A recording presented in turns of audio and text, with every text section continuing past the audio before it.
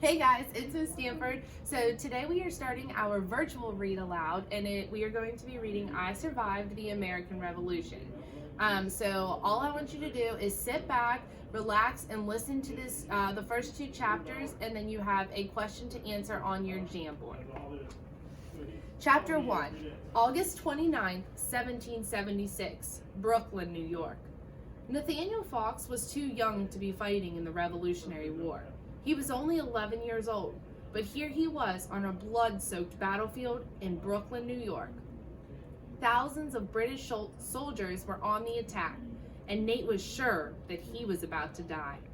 Gunfire crackled through the air. Crack! Cannon blasts shook the ground.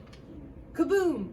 Already one of Nate's friends was lying dead in the dirt, shot through the heart, and now Nate was running for his life. He tore through the thick forest, dodging trees and stumbling over rocks. His mind swirled with fear. Blood pounded in his ears, and then came an even more terrifying sound.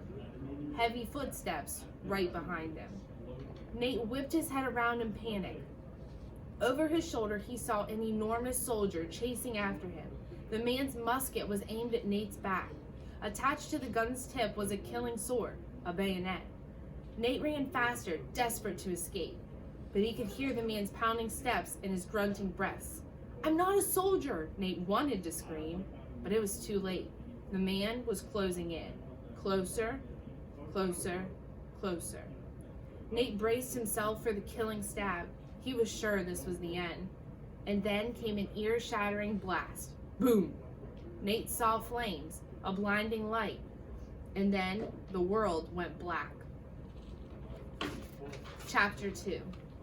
7 weeks earlier, July 11, 1776, 12 noon, Norwalk, Connecticut.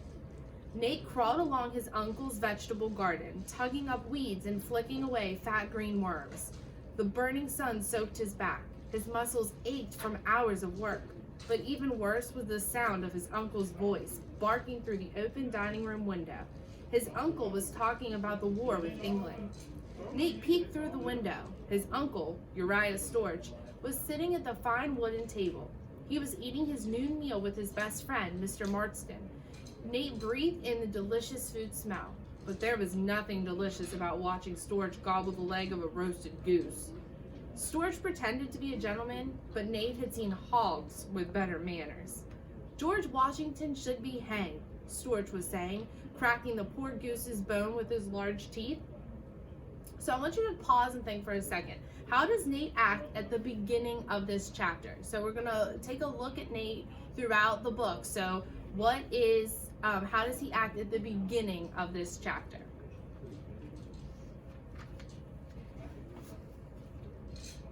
George Washington was the commander of the American Army.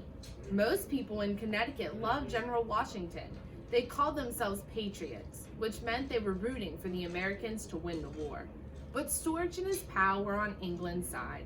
Storch hated George Washington more than he hated the fleas that crawled around his curled white wig. Storch turned toward the kitchen and bellowed, "More meat!" Seconds later, Eliza hurried in, carrying a silver platter piled high with fresh goose.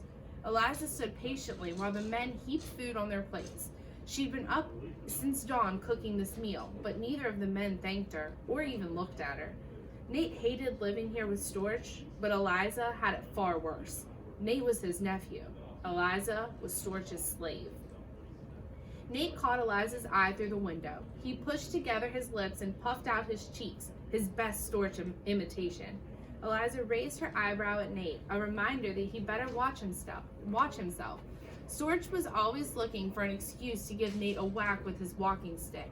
He would not be happy to see Nate's blue eyes peering through the window. Nate ducked away.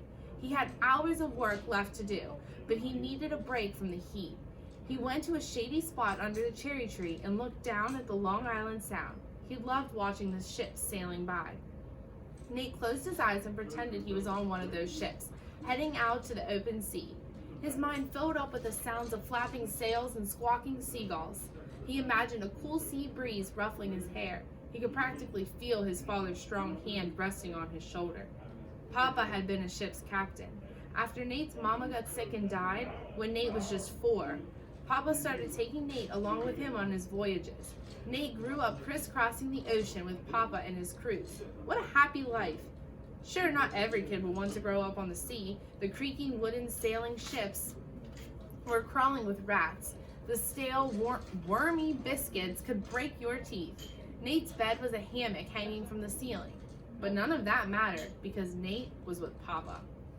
Nate pictured his father's green eyes flashing from under his old sailing cap, his black ponytail waving in the wind.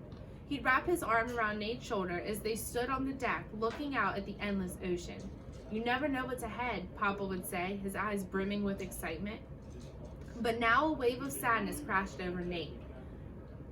We're going to pause here for a second. I want you to think, what details do they use in the story to help us figure out how Nate feels about growing up on a ship? Okay, what details do they include? Papa died almost 2 years ago while they were sailing home from a trip to the Caribbean islands. The voyage had been smooth with steady winds, a glassy sea, and a crew of 10 men. Nate's favorite crew member was Paul Dobbins, a joking 18-year-old with bright red hair and a gap-toothed grin. He'd sailed with Papa before and had always treated Nate like a favorite brother. They had been halfway through the 3-week voyage home when they sailed into the path of a wicked storm. It came out of nowhere, a ferocious squall with swirling black clouds, pounding rain, and lightning that tore up the sky. The winds blew like dragon's breath. Waves crashed over the deck. Papa and the crew worked frantically, sliding across rain-soaked decks and pushing through the whipping winds. Giant twisting waves spun the ship like a toy. The crew managed to take down the sails, but then a 20-foot wave grabbed hold of Papa and swept him off the deck. In a blink, he was swallowed up by the sea and gone forever. Suddenly, Nate was an orphan with just one living relative in the world, the uncle that Papa had always hated. Papa had stayed away from Storch, a man as mean as he was rich. Storch was the last person Papa would have wanted Nate to live with. But where else would Nate go?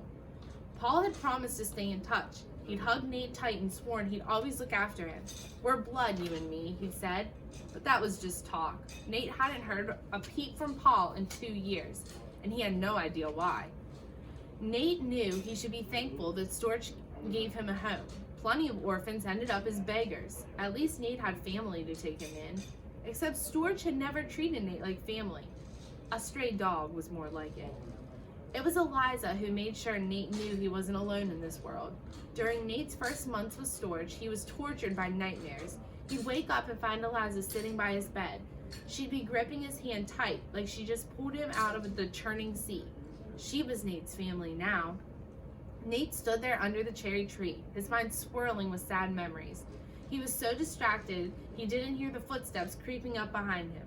Something poked his back. A voice growled, "Back to work or I'll chop you up." Okay, so now you need to go to the Jamboard and answer the question for Chapter 1 and Chapter 2.